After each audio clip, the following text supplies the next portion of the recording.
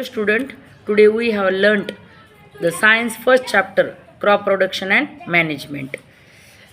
Food is the prime necessary of all living things. To fulfill their requirements of food, plants make their own food by the process of photosynthesis. याचा अर्थ food ही प्रत्येक जीवाची म्हणजे जे living organism आहेत त्यांची प्रत्येकाची requirement आहे. फूडशिवाय आपण जिवंत राहू शकत नाहीत. आणि जे लिव्हिंग ऑर्गॅनिझम आहेत ते दुसऱ्यावर डिपेंड आहेत, ते हेक्टोट्रॉफ आहेत. आणि जे प्लांट्स आहेत ते ॲटोट्रॉफ आहेत. They make their own food the help of photosynthesis. Animal and humans cannot make their own food. They get food from plants.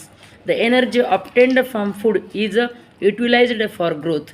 आपल्या शरीरात जी फूडपासून आपल्याला एनर्जी मिळते ती कशात कन्वर्ट होती? आपली growth and development and performing daily life activities.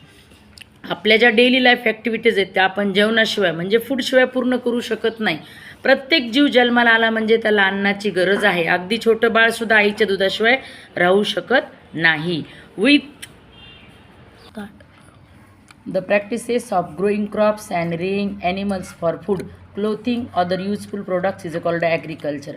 Agriculture म्हणजे शेती. शेती कशासाठी आवश्यक आहे? आपल्याला कपड्यासाठी, अन्नासाठी. Agriculture is the world's largest and most important industry. Agriculture ही जगातील सगळ्यात मोठी इंडस्ट्री आहे ज्याच्याशिवाय माणूस जिवंत राहू शकत नाही. कितीही आपल्याकडं पैसा झाला किंवा संपत्ती झाली तरी प्रत्येक व्यक्तीलाही अन्नाचीच गरज असते. It is still the major occupation of people in our country with the nearly 70% of the population engaged in the sector. ही जे ऑक्युपेशन आहे शेती हा व्यवसाय 70% लोकांना पैसे पुरवतो.